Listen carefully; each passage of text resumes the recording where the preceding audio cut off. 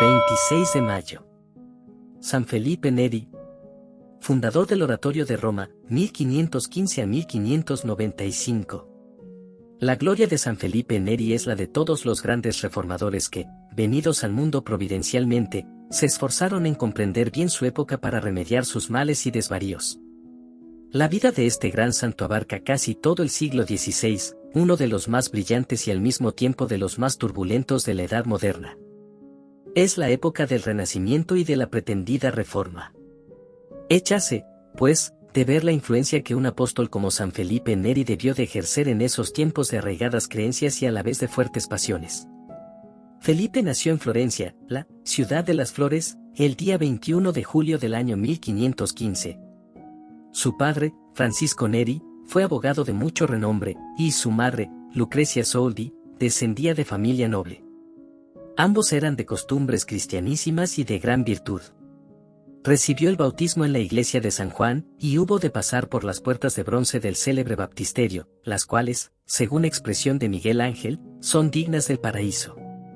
El niño Felipe tenía un carácter amable en extremo, y lo conservó toda su vida, constituyendo esta amabilidad exquisita el secreto de sus conquistas en el apostolado. Muy pronto fue conocido en toda Florencia con el único nombre de Felipín el Bueno. Su devoción, que fue grande, no era afecta de melancolía, antes bien iba unida a una deliciosa vivacidad infantil, no desprovista de ingenio vivo y cierta travesura sin malignidad. Su juventud en Roma.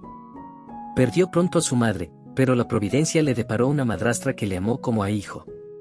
A los 18 años, casi terminados sus estudios, le envió su padre, por razones de familia, a la ciudad de San Germano, situada al pie del monte Casino, para que viviese en compañía de un tío suyo llamado Rómulo, hombre opulento y sin sucesión, que le tenía destinado para heredero de su comercio y de todos sus bienes. Felipe, sin embargo, nada aficionado a las riquezas, no se dejó seducir por la perspectiva que le ofrecía su pariente, y, renunciando a aquellos bienes terrenos, a fines del año 1534 se trasladó a Roma, a donde le llamaba su piedad. Fuese a hospedar en casa de un gentil hombre florentino llamado Galeotto Cache, el cual le acogió con bondad, le cedió un pequeño cuarto en su misma casa, y, al fin, prendado de sus buenos modales y virtud, le confió la educación de sus 2 hijos. Los tiempos libres que le dejaban sus obligaciones, dedicábalos al estudio de la filosofía y de la teología.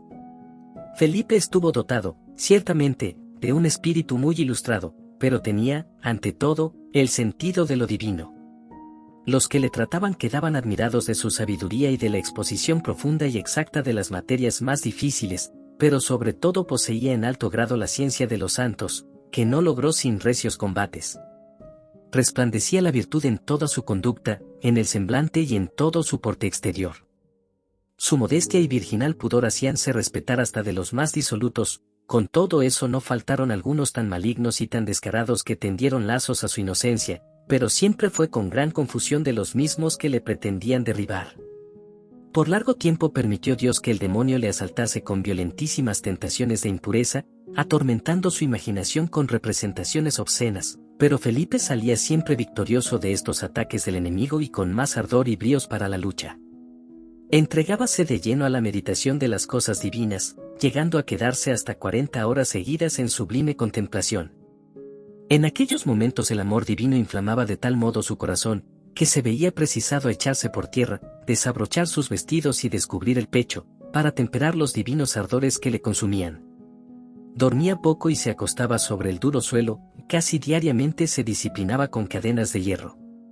Cada noche visitaba las 7 principales iglesias de Roma, y luego se retiraba al cementerio de San Calisto, y dícese que por espacio de 10 años no tuvo otro albergue.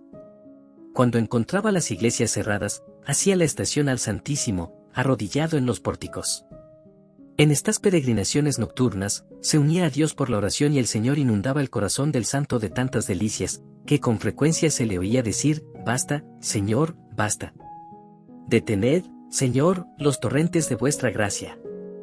El día de Pentecostés del año 1545 suplicó al Espíritu Santo que le otorgase sus dones, y de tal modo se inflamó su corazón de amor divino, que tuvo necesidad de arrojarse en tierra. Al levantarse vio que su pecho se había ensanchado prodigiosamente, y al morir pudieron comprobar los médicos que tenía rotas las 2 costillas falsas del lado del corazón. Tal fue el desenvolvimiento que éste adquirió al recibir las gracias del Divino Espíritu. En cuanto a su corazón, sobrepasaba las dimensiones ordinarias, y la aorta era 2 veces más gruesa que lo normal. San Felipe, apóstol seglar. Después de esta dichosa y memorable fiesta de Pentecostés, Felipe se convirtió en verdadero apóstol de los pobres vergonzantes. Una noche, yendo según costumbre a llevarles algunos víveres, encontróse con un coche en el camino y, queriendo hacerle paso, cayó en una fosa bastante profunda. Mas un ángel veló por él y le mantuvo milagrosamente en el aire, retirándole del peligro sin daño alguno. La ardiente caridad para con el prójimo indujo al siervo de Dios a fundar, con la cooperación de su confesor, un asilo para peregrinos convalecientes. El día de San Roque, 16 de agosto de 1548, Felipe reunió en la iglesia de San Salvador del Campo a varios seglares abnegados dispuestos a secundar sus planes.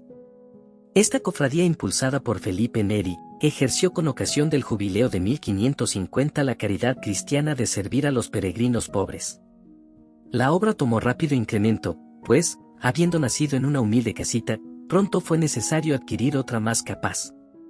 No se contentaron con dar hospitalidad a los pobres extranjeros, sino que, además, acogieron a los convalecientes que, recién salidos del hospital, no tenían casa ni comida convenientes para restablecerse.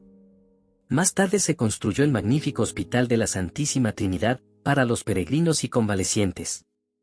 Durante el jubileo del año 1600, se dio de comer en él por espacio de 3 días, a más de 400.000 peregrinos. Su apostolado entre la juventud. Una de las formas más interesantes del apostolado de Felipe, fue el ministerio benévolo que durante toda su vida ejercitó entre los jóvenes. Tenía tan gran ascendiente moral sobre ellos, gracias a sus modales seductores, a su jovialidad y familiaridad, que era ordinario verle en las calles de Roma, rodeado de un cortejo de jóvenes, charlando amigablemente con ellos sobre cosas de su oficio, interesándose por su familia y sus estudios. En esto fue modelo de directores de patronatos. Los llevaba de paseo a las afueras de Roma, a una quinta o casa de campo, y en sitio adecuado los entretenía con juegos diversos de destreza y de carrera, demostrando tener un concepto moderno del deporte en su aspecto moral e higiénico. Procuraba que reinase gran animación y alegría. Sed alegres, les decía, y no tengáis en eso escrúpulo ninguno. La fundación del oratorio. Pruebas. Felipe, simple seglar, autor de tantas maravillas, hubo al fin de ceder a las instancias de sus amigos, abrazó el estado eclesiástico, y en el mes de junio del año 1551, por orden de su confesor, recibió el sacerdocio e ingresó en la comunidad de presbíteros de San Jerónimo, que gozaba de merecida fama por las virtudes de sus individuos, y a la que pertenecía su director espiritual. El joven sacerdote apreció justamente los estatutos de esta pequeña comunidad, que dejan gran libertad de acción a cada uno de sus miembros. Estos deben vivir en comunidad, tener mesa común, pero no se obligan con ningún voto. El superior, sobre todos en honor, es en lo demás igual a sus hermanos, debe cumplir todas las funciones de su ministerio como predicador, confesor, etc., siguiendo turno riguroso por orden de antigüedad. Aunque tenga 80 años, no está dispensado de servir a la mesa, pues en la comunidad no hay hermanos legos, especialmente encargados del servicio, sino que todos los padres pasan por turno. Tal es la casa que tiene las preferencias del nuevo sacerdote. Esta será la cuna del oratorio, así llamada por Felipe Neri, para indicar claramente que la santificación de cada uno de sus miembros, clérigos seculares, sin votos, debía basarse principalmente en la oración. Felipe anheló durante mucho tiempo las misiones del Extremo Oriente, pero, habiendo consultado a un santo religioso llamado Agustín Gatino, recibió de él esta respuesta: Felipe no debe buscar las Indias, sino a Roma, a donde Dios le destina, así como a sus hijos, para salvar las almas. Desde aquel momento Roma fue el teatro de su apostolado, los hospitales, las cárceles y las casas de misericordia eran el campo de su caridad, y, como si no fuera bastante para su celo, no había día que no se le encontrase en las plazas, en los corrillos, en los sitios públicos, en los bancos, en las hosterías y tabernas para ganar a todos con sus conversaciones y ejemplos. Pronto se notó una gran reforma de las costumbres. Hizo un bien inmenso en el tribunal de la penitencia. Permanecía días enteros en el confesonario. Aunque estuviera, decía, a las puertas del paraíso, si supiera que un solo pecador tenía necesidad de mi ministerio, dejaría gustoso la corte celestial y descendería a la tierra para oírle en confesión. Benévolo con los incrédulos, muy indulgente con los herejes y disidentes de buena fe, atrajo un número considerable de almas a Dios, particularmente entre los judíos. El acento de su palabra era sincero, leal y profundamente religioso. Todo adversario digno de ser oído encontraba audiencia en él y toda objeción de buena fe era discutida. Introducía también a las almas en el secreto divino, que su palabra era a la vez una defensa y un testimonio. Para convertir a los pecadores estableció las conferencias espirituales. Dio las primeras en su mismo cuarto, ante 6 o 7 personas. Muy pronto creció el auditorio y se vio precisado a solicitar un local más capaz. Diéronle, cabe la iglesia de San Jerónimo, una vasta sala que fue transformada en oratorio. Aquí había de tener su origen la congregación de los sacerdotes del oratorio, aprobada por el Papa Gregorio XIII, el 15 de julio de 1575. Paulo V aprobó las constituciones el 24 de febrero de 1612. Como iba en aumento el número de asistentes al oratorio, Felipe se asoció a algunos de sus hijos espirituales para que le ayudasen en sus conferencias. Uno de los primeros cooperadores fue el gran analista religioso y luego cardenal César Baronio. Sin embargo, tantos triunfos le suscitaron muchas dificultades. Unas veces, mientras se preparaba para decir misa, le robaban el misal o los ornamentos, o hallaba cerrada la puerta de la sacristía. Otras, personajes ociosos y malvados, se ocupaban de llenarle de injurias y mofas groseras. La calumnia y el equívoco, los propósitos tendenciosos, no empañaron en lo más mínimo su acrisolada virtud. El mismo cardenal vicario, embaucado por gente envidiosa, hizo llamar a Felipe y, después de reprenderle acremente por sus peregrinaciones, le retiró las licencias de confesar durante 15 días. Por la gloria de Dios he dado comienzo a estos santos ejercicios, respondió humildemente el siervo de Dios, y por la gloria de Dios cesaré de practicarlos. Mas, esta prueba no debía ser de larga duración, pues, habiendo muerto repentinamente el cardenal vicario, el Papa Paulo IV, llamado a juzgar la causa, facultó al santo sacerdote para reanudar sus ejercicios, y solicitó el concurso de sus oraciones. Iglesia Nueva. Baronio. Para facilitar a mayor número de gente la práctica de los ejercicios, el fundador y sus compañeros creyeron conveniente tener casa propia para ejercer más libremente su ministerio. Por consejo del Papa Gregorio XIII, se hicieron cargo de la iglesia de Santa María in Vallicella. Allí se estableció definitivamente en 1575 la congregación de los sacerdotes del oratorio.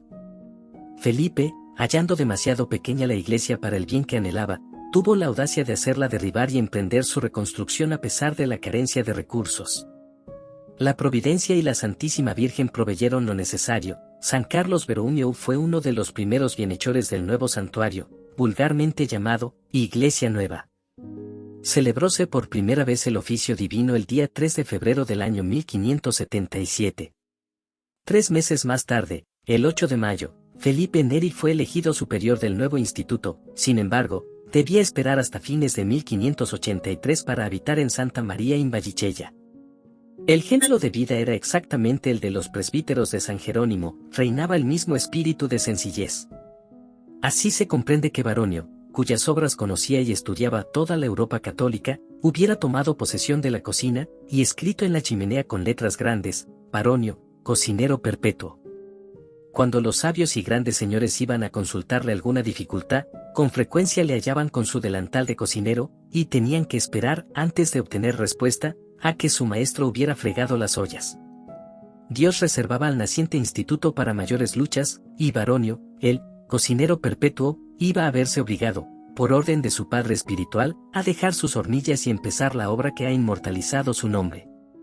Por entonces la herejía de Lutero cubría de ruinas gran parte de Europa. Los doctores protestantes se dedicaban a desnaturalizar la tradición inmemorial de la Iglesia que los condenaba, y con tal designio habían comenzado a publicar una serie de obras verdaderamente disparatadas. Los principales jefes del luteranismo iniciaron en las centurias de Magdeburgo esta campaña contra el dogma católico, que los historiadores protestantes o revolucionarios han continuado hasta nuestros días, y cuya última palabra ha sido la negación histórica de Cristo.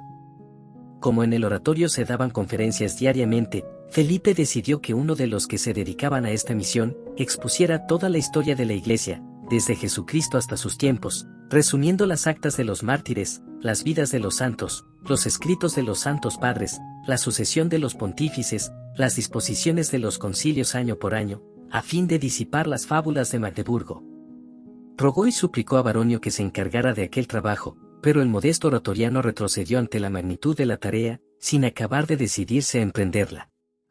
No faltan, decía, hombres más sabios y capaces que yo. Fuera de eso, Onofre Pambiño se había anticipado, al comenzar a escribir una historia de la Iglesia. Felipe fue inflexible. Haced lo que se os manda, replicó, y no os importe lo demás. Que la obra es difícil, ¿quién lo duda? Confiad en Dios y Él hará lo demás. Gracias a esto poseemos hoy los célebres anales eclesiásticos.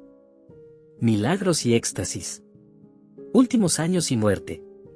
Los historiadores y las bulas de canonización cuentan varios hechos milagrosos de la vida de San Felipe Neri. Solamente citaremos la resurrección del joven príncipe Paulo Máximo, vuelto a la vida el tiempo justamente necesario para confesarse, el 16 de marzo del año 1583. El cuarto en que se realizó tan estupendo milagro ha sido transformado en suntuosa capilla. Numerosos testigos, entre ellos el cardenal Esfondrato, amigo del Papa Paulo V, vieron varias veces al siervo de Dios en éxtasis, levantado del suelo. En presencia de hechos de este género, es interesante recordar los consejos que el fundador del oratorio daba a los confesores, cuando les recomendaba que no creyesen con ligereza las revelaciones o éxtasis que les cuenten sus penitentes, sobre todo si son mujeres. Y, haciendo alusión él mismo y a los éxtasis que él llamaba, sus locuras, señalando así su realidad y lo penoso que a veces fueron a la naturaleza, el que busca los éxtasis y visiones, decía, no sabe lo que se hace. Yo he tenido una penitente que fue favorecida con éxtasis durante mucho tiempo. ¿Cuándo creéis que me pareció más admirable? Cuando se reintegró a la vida común. Felipe, después de las pruebas a que se vio sometido, llegó a ser objeto de veneración universal. Varias veces le ofrecieron dignidades eclesiásticas, pero fue en vano. Ni los mismos papas Gregorio XIV y Clemente VIII pudieron hacerle aceptar el capelo cardenalicio. Agobiado por las fatigas inherentes a su ministerio, y siendo ya de edad muy avanzada, Felipe supo por revelación que iba a morir. En 1593 presentó la renuncia del cargo de prior e hizo elegir en su lugar al sabio Baronio. La hora de su muerte se acercaba. El día 25 de mayo, fiesta del Corpus Christi del año 1595, el siervo de Dios pasó toda la mañana confesando a los niños, dando a todos sabios y atinados consejos, recomendando a unos la frecuencia de los sacramentos y la devoción a la Santísima Virgen como medios eficaces de salvación, a otros la lectura atenta de la vida de los santos, cuando, de repente, se vio acometido de un vómito de sangre, que le puso en el último trance. En vano se le prestaron toda clase de auxilios, todos los remedios fueron inútiles, y Felipe, viendo próxima su muerte, hizo llamar a los religiosos de su orden. Baronio, entonces prior general del oratorio, se acercó al lecho y le dijo, Padre Felipe, nos dejáis sin decirnos una sola palabra, por lo menos dadnos vuestra bendición. A estas palabras, Felipe abrió los ojos, los clavó en el cielo, y sin ningún otro movimiento los dirigió luego hacia sus hijos arrodillados, y expiró en la noche del 25 al 26 de mayo. Los milagros continuaron después de su muerte. Se comenzó la instrucción del proceso de canonización el 2 de agosto de 1597, o sea 2 años después de su muerte. El 15 de mayo de 1615 Felipe Neri fue colocado por el Papa Paulo V entre el número de los beatos. En fin, el 12 de marzo de 1622, en tiempo de Gregorio XV, recibió los honores de la canonización, al mismo tiempo que otros 4 beatos, 3 de los cuales vivieron, como Felipe, en el siglo XVI, San Ignacio de Loyola, San Francisco Javier y Santa Teresa de Jesús. Su cuerpo descansa en la iglesia de Santa María in Vallicella.